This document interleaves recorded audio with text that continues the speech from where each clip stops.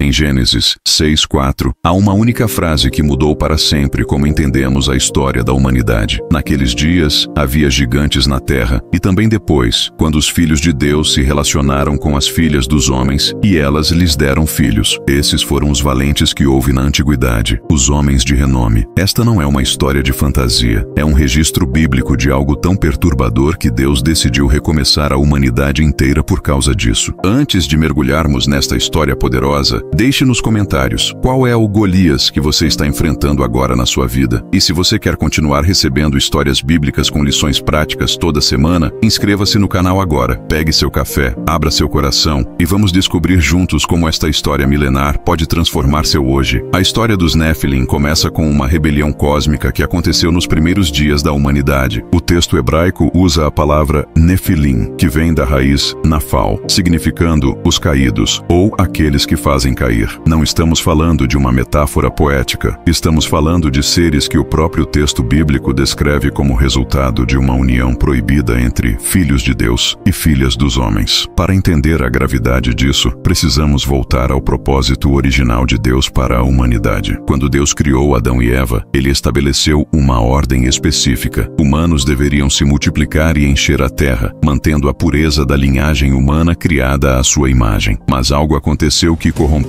esse plano divino de forma tão profunda que está registrado logo antes do relato do dilúvio. E isso não é coincidência. O livro de Gênesis nos diz que, vendo os filhos de Deus que as filhas dos homens eram formosas, tomaram para si mulheres de todas as que escolheram. Esta frase aparentemente simples descreve uma transgressão de proporções cósmicas. Estudiosos debatem há milênios quem eram estes filhos de Deus, mas o termo em hebraico, Benei Elohim, é usado consistentemente no Antigo Testamento para se referir a seres angelicais, não a homens comuns. No livro de Jó, por exemplo, quando Deus está criando a terra, pergunta: onde estavas tu quando eu fundava a terra? Quando as estrelas da alva juntas alegremente cantavam e todos os filhos de Deus rejubilavam. Aqui está a parte que conecta com sua vida hoje. Esta não foi apenas uma corrupção física, foi uma corrupção de propósito. Deus tinha um plano específico para a humanidade, uma destinação clara, uma identidade definida, e forças espirituais tentaram destruir esse plano antes que ele pudesse se cumprir. Assim como hoje, quando você está caminhando em direção ao seu propósito, surgem gigantes para bloquear seu caminho, não por acaso, mas porque existe uma guerra espiritual contra o que Deus planejou para você. Os Nefilim não eram apenas grandes em estatura, eles eram os valentes que houve na antiguidade, os homens de renome. Em hebraico, homens de renome é literalmente homens do nome, seres que fizeram um nome para si mesmos. Isso nos lembra de algo. Lembra da Torre de Babel, onde a humanidade disse: façamos um nome para nós mesmos? Há um padrão aqui. Sempre que a humanidade ou os seres espirituais tentam construir seu próprio reino, sua própria reputação, seu próprio nome fora do propósito de Deus, o resultado é julgamento. Os Nefilim se tornaram tiranos, guerreiros violentos que dominavam pela força. O texto bíblico diz que a terra estava corrompida à vista de Deus e cheia de violência. A palavra hebraica para violência aqui é Hamas, que significa não apenas violência física, mas injustiça sistêmica, opressão estrutural, perversão de tudo que é bom e correto. Imagine o cenário: gigantes literais andando pela terra, usando sua força superior para subjugar, controlar e dominar. Famílias vivendo em terror. A ordem criada por Deus completamente distorcida. E aqui está o detalhe mais perturbador de todos. Gênesis 6:5 nos diz que viu o Senhor que a maldade do homem se havia multiplicado na terra e que era continuamente mau todo o desígnio do seu coração. Note a palavra continuamente. Não havia momentos de bondade, não havia redenção, não havia esperança de mudança. A corrupção era tão completa que até os pensamentos, a fonte interna da humanidade, estavam perpetuamente voltados para o mal. Aqui está onde a maioria das pessoas para de conectar os pontos. Por que Deus enviou o dilúvio? Não foi um ato de crueldade arbitrária, foi um ato de preservação. Se Deus não tivesse intervindo naquele momento, a linhagem humana pura teria sido completamente eliminada. E por que isso importa? Porque através da linhagem humana pura viria o Messias, viria Jesus Cristo. A promessa feita em Gênesis 3:15 de que a semente da mulher esmagaria a cabeça da serpente dependia de haver uma linhagem humana genuína. Os Nefilim eram uma tentativa de Satanás de impossibilitar a vinda do Salvador. E aqui conectamos com sua vida. Os gigantes que você enfrenta não são aleatórios. Eles aparecem estrategicamente quando você está prestes a entrar no seu propósito. Aparecem quando você está próximo de um breakthrough. Aparecem quando sua obediência está prestes a produzir fruto. E assim como Deus teve que intervir na época de Noé, Ele intervém na sua vida, não para destruir, mas para preservar o que Ele plantou em você. Agora observe este detalhe crucial. Noé encontrou graça aos olhos do Senhor. O texto diz que Noé era homem justo e íntegro entre os seus contemporâneos. Noé andava com Deus. A palavra íntegro aqui é tamim, em hebraico, que significa completo, sem defeito, geneticamente puro. Noé e sua família eram provavelmente os únicos humanos restantes cuja linhagem não havia sido corrompida pela presença dos Nefilim. Deus não estava apenas salvando uma família boa, Ele estava preservando a genética humana pura, através da qual o Messias viria. Pense na estratégia de Noé. Ele não tentou lutar contra os gigantes fisicamente. Ele não organizou uma rebelião. Ele não entrou em pânico. Ele simplesmente obedeceu. Quando Deus disse, faze uma arca, Noé fez. Por 120 anos, enquanto o mundo ria, enquanto os gigantes dominavam, enquanto a violência aumentava, Noé construiu. Esta é a lição que transforma. Quando você está cercado por gigantes, sua tarefa não é lutar na força deles, é obedecer na estratégia de Deus. Noé não precisava derrotar cada Nefilim individualmente. Ele precisava construir o que Deus mandou construir. Quando o dilúvio veio, a água fez o que nenhum exército humano poderia fazer. Está percebendo como esta história ecoa na sua própria vida? Se está sendo impactado por esta mensagem, deixe um like no vídeo para nos ajudar a alcançar mais pessoas que precisam ouvir isso. E nos comentários, compartilhe. Como você enxerga esta história se manifestando na sua jornada? Inscreva-se para não perder as próximas lições bíblicas. Agora preste atenção, porque o que vem a seguir vai mudar sua perspectiva. O dilúvio não foi apenas julgamento, foi recalibração. Foi Deus dizendo, eu vou preservar meu propósito original, não importa o que tenha sido corrompido. E aqui está o que a maioria perde. Depois do dilúvio, Gênesis 6:4 diz, e também depois, os Nefilim apareceram novamente. Como? Alguns estudiosos sugerem que a corrupção genética pode ter passado através das esposas dos filhos de Noé. Outros apontam para uma segunda incursão de seres angelicais rebeldes. O que sabemos com certeza é que, quando Israel estava prestes a entrar na Terra Prometida, os espias voltaram dizendo, vimos ali os gigantes, filhos de Anak, descendentes dos gigantes, e éramos aos nossos olhos como gafanhotos, e assim também éramos aos seus olhos. Os Nefilim, ou seus descendentes, estavam ocupando a terra que Deus havia prometido a Abraão. De novo, os gigantes aparecem bloqueando a promessa. De novo, o povo de Deus tem que enfrentar o impossível. E aqui vem Davi, um adolescente pastor que, quando todo o exército de Israel tremia diante de Golias, um descendente dos Nefilim de quase 3 metros de altura, viu algo diferente. Enquanto os soldados experientes viam um inimigo invencível, Davi viu um desafio ao Deus vivo. Golias zombou, sou eu algum cão, para vires a mim com paus? Mas Davi respondeu com uma declaração que ressoa através dos séculos, tu vens a mim com espada, e com lança, e com escudo. Porém eu venho a ti em nome do Senhor dos Exércitos, o Deus dos exércitos de Israel, a quem tens afrontado. Hoje mesmo o Senhor te entregará na minha mão, e ferir-te-ei, e tirar-te-ei a cabeça. Note que Davi não negou o tamanho de Golias, ele não minimizou o perigo. Ele recontextualizou quem era o verdadeiro poder na situação. E aqui está a lição transformadora para a sua vida hoje. Você não precisa fingir que seus gigantes não são reais. Seu problema financeiro é real. Aquela doença é real. Aquele vício é real. Aquele relacionamento quebrado é real. Aquela porta fechada é real. Mas a questão não é o tamanho do gigante, é em nome de quem você vem. Davi pegou 5 pedras lisas do ribeiro. Por que 5 se ele só precisava de uma para Golias? Porque Golias tinha 4 irmãos, todos gigantes. Davi estava se preparando não apenas para a batalha imediata, mas para a guerra completa. Ele atirou uma pedra, acertou Golias na testa, o único lugar não protegido pela armadura, e o gigante caiu. Então Davi fez algo crucial. Pegou a própria espada de Golias e cortou sua cabeça. Ele usou a arma do inimigo contra o inimigo. Aqui está o princípio poderoso. Às vezes, Deus permite que você enfrente gigantes para que você aprenda a usar as armas espirituais que Ele te deu. A fé de Davi não era passiva, era ativa. Ele correu em direção ao gigante. Sua confiança em Deus produziu coragem tangível, estratégia clara e ação decisiva. E isso se conecta profundamente com a história dos Nefilim. Porque Deus permitiu que gigantes continuassem aparecendo mesmo depois do dilúvio. Porque cada geração do povo de Deus precisava aprender a mesma lição. A vitória não vem por tamanho, por força humana ou por circunstâncias favoráveis. A vitória vem pela fé ativa no Deus que é maior que qualquer oposição. Os Nefilim representam tudo que tenta bloquear o propósito de Deus. Na época de Noé, tentaram corromper a linhagem humana. Na época de Israel, tentaram impedir a entrada na terra prometida. Na época de Davi, tentaram manter o povo de Deus em escravidão ao medo. E na sua época, qual é o gigante que está tentando impedir você de se tornar quem Deus planejou? Aqui está algo profundo que você precisa entender. Deus poderia ter eliminado todos os gigantes sobrenaturalmente. Ele poderia ter feito o chão se abrir e engolir Golias. Mas ele deu a Davi a oportunidade de enfrentar o gigante, porque Davi precisava daquela vitória para se tornar rei. Aquela experiência no Vale de Elá preparou Davi para décadas de guerra, liderança e provações. O gigante não estava ali apenas para ser derrotado, estava ali para forjar o caráter de um rei. Antes de Deus entregar o reino a Davi, ele enviou Golias, não como maldição, mas como preparação, não como destruição, mas como treinamento, não como fim, mas como começo. E é exatamente assim na sua vida. Aquele chefe impossível está te ensinando liderança sob pressão. Aquela crise financeira está te ensinando dependência de Deus. Aquele deserto emocional está te ensinando que sua identidade não vem de circunstâncias. Aquele tempo de espera está te ensinando que o timing de Deus é melhor que sua urgência. O padrão bíblico é claro: gigante antes do reino, deserto antes da terra prometida, cruz antes da ressurreição. Deus não remove todos os obstáculos do seu caminho, porque você precisa do processo tanto quanto precisa da promessa. A corrupção dos Nefilim tinha um objetivo: impedir o plano redentor de Deus. Mas Deus sempre tem um remanescente, sempre tem um Noé que anda em integridade, sempre tem um Davi que confia contra todas as probabilidades. E você está sendo chamado para ser esse remanescente na sua geração, não porque você é perfeito, mas porque você, como Noé, decidiu obedecer mesmo quando não faz sentido. Porque você, como Davi, decidiu correr em direção ao gigante em vez de fugir dele. A história dos Nefilim também nos ensina sobre corrupção sistêmica. Não eram apenas alguns indivíduos problemáticos, era uma estrutura inteira de maldade. E Deus não negociou com aquilo, não tentou reformar aos poucos. Ele disse: farei vir o dilúvio sobre a terra, para destruir toda a carne em que há fôlego de vida debaixo do céu. Tudo o que há na terra expirará. Mas antes do julgamento veio o aviso. 120 anos de construção da arca foram 120 anos de testemunho. Cada martelada de Noé era uma pregação silenciosa. Julgamento está vindo, entre na arca. Aplique isso hoje. Há sistemas inteiros em sua vida que não podem ser reformados, precisam ser abandonados. Aquele ciclo de pensamento negativo não precisa de ajustes, precisa ser afogado. Aquele padrão de relacionamentos tóxicos não precisa de mais uma chance, precisa de um dilúvio. Aquele estilo de vida que te mantém distante de Deus não precisa de moderação, precisa de morte completa. E Deus já providenciou a arca. Para Noé era madeira e betume, para você é Cristo. A questão é: você vai entrar antes que as águas venham? Você vai deixar morrer o que precisa morrer para que o novo possa começar? Agora veja o final da história de Noé. Quando as águas baixaram e Noé saiu da arca, a primeira coisa que fez foi construir um altar e adorar. Depois de um ano dentro de um barco flutuante com animais, depois de ver o mundo inteiro ser destruído, depois de perder tudo que era familiar, Noé adorou. E Deus fez uma aliança: não tornarei mais a amaldiçoar a terra por causa do homem, nem tornarei mais a ferir todo vivente como fiz. Enquanto a terra durar,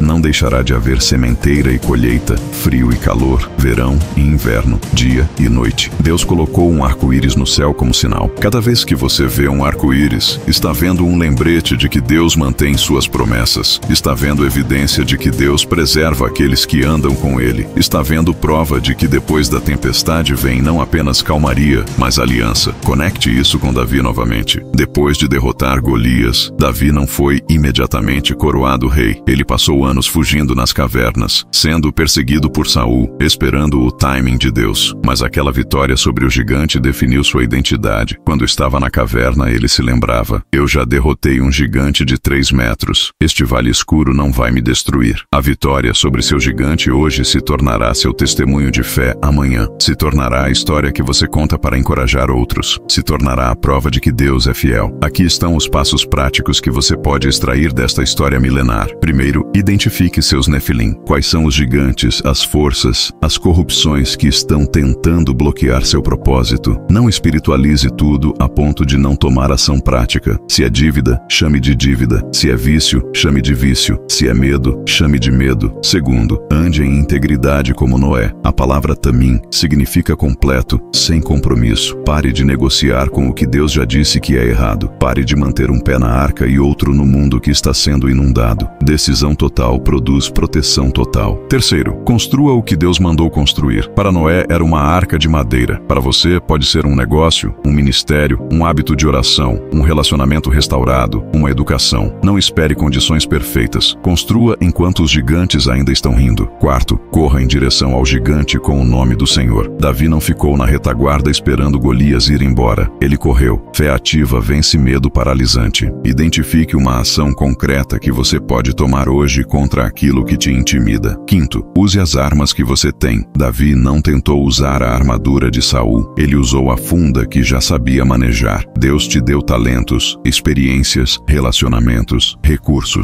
Pare de esperar ter o que outros têm. Use o que está na sua mão. Sexto, prepare-se para a guerra completa, não apenas para a batalha imediata. Davi pegou 5 pedras porque sabia que Golias tinha irmãos. Sua vitória sobre este gigante vai te preparar para os próximos níveis. Desenvolva resistência espiritual, não apenas entusiasmo momentâneo. Sétimo, adore depois da vitória. Noé construiu um altar antes de construir uma casa. Davi escreveu salmos celebrando Deus mesmo nas cavernas. Gratidão solidifica o que Deus fez e te prepara para o que Ele vai fazer. E aqui está a verdade final, que precisa transformar como você vê sua vida. Os Nefilim eram reais, o dilúvio foi real, Golias era real, e a vitória de Deus sobre todos eles é real. Não estamos falando de lições morais abstratas ou histórias simbólicas. Estamos falando de intervenções históricas de um Deus real nos assuntos humanos. E o mesmo Deus que preservou Noé através das águas, o mesmo Deus que fez Golias cair com uma pedra, esse Deus está com você agora. Sua situação pode parecer um dilúvio, pode parecer que tudo que você conhecia está sendo destruído, mas se você está na arca da obediência, você não está afogando, você está sendo elevado acima do caos. Seu problema pode parecer um gigante de 3 metros com armadura completa e décadas de experiência em batalha, mas se você vem em nome do Senhor, se sua confiança está no Deus que é maior, aquele gigante já está derrotado, ele só ainda não caiu. Os Nefilim tentaram corromper o plano de Deus e falharam.